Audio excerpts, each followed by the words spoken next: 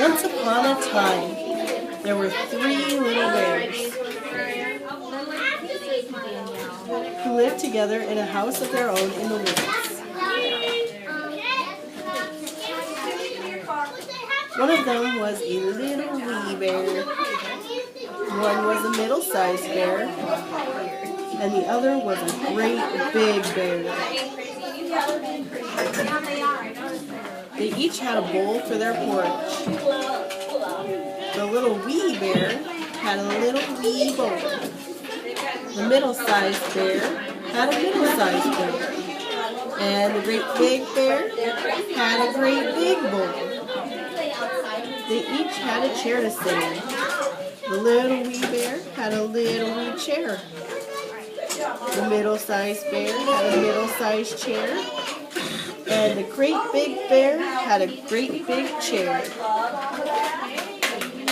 They each had a bed to sleep in. The little wee bear had a little wee bed. The middle-sized bear had a middle-sized bed.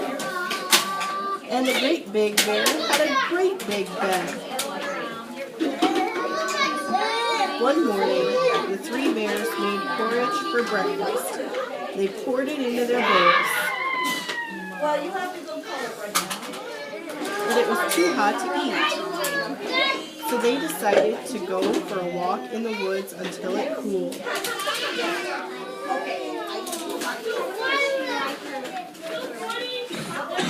While the three bears were walking, a little girl named Goldilocks came to their house. First, she looked in the window. Then she peeked through the keyhole. Of course, there was nobody inside. Goldilocks turned the handle of the door. The door was not locked because the three bears were trusting bears. They did no harm and never thought anyone would harm them. So Goldilocks opened the door and went right in. There was the porridge on the table. It smelled very, very good. Goldilocks didn't stop to think whose porridge it was. She went straight to it. First, she tasted the porridge of the great big bear, but it was too hot. Then she tasted the porridge of the middle-sized bear, but it was too cold. Then she tasted the porridge of the little wee bear. It was neither too hot nor too cold, but just right. Goldilocks liked it so much that she ate it all up. Then Goldilocks went into the parlor to see what else she could find. There were three chairs.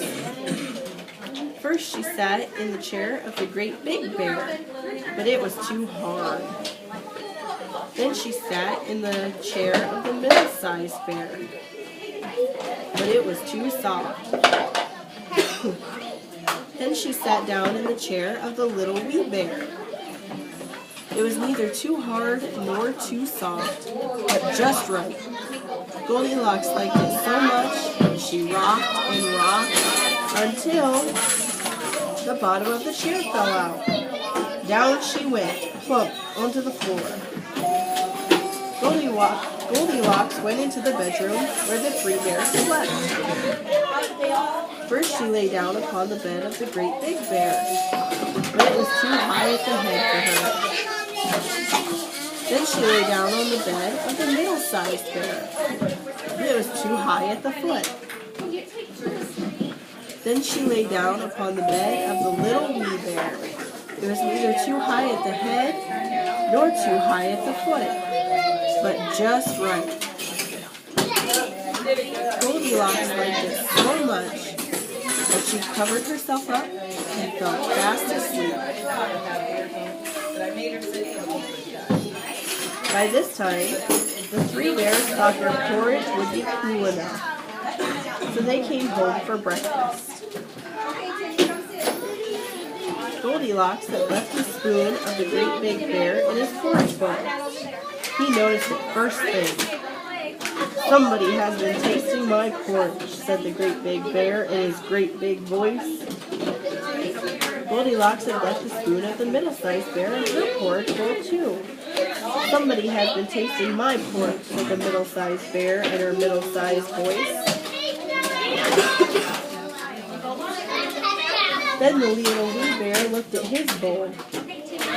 Somebody has been tasting my porridge and has eaten it all up, cried the little wee bear in his little wee voice.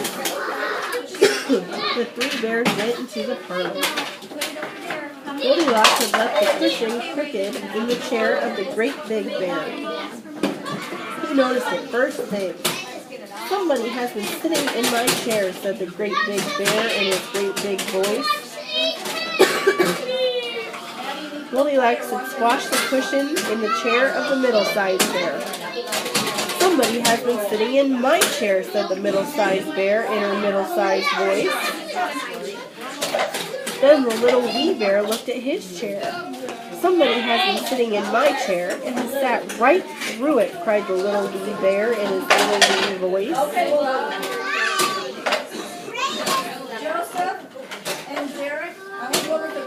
The three bears went into the bedroom. Goldilocks had pulled the pillow of the great big bear out of place. He noticed it first thing. Somebody has been lying in my bed, said the great big bear in his great big voice.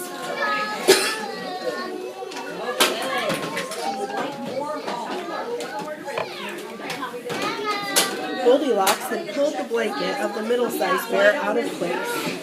Somebody has been lying in my bed, said the middle-sized bear in her middle-sized voice.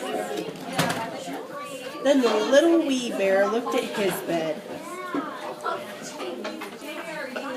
Somebody has been lying in my bed, and here she is, cried the little wee bear in his little wee voice. This woke Goldilocks up at once. There were the three bears all staring at her. Goldilocks was so frightened that she tumbled out of her bed and ran to the open window. Out she jumped, and she ran away as fast as she could, never looking behind her. No one knows what happened to Goldilocks after that. As for the three bears, they never saw her again.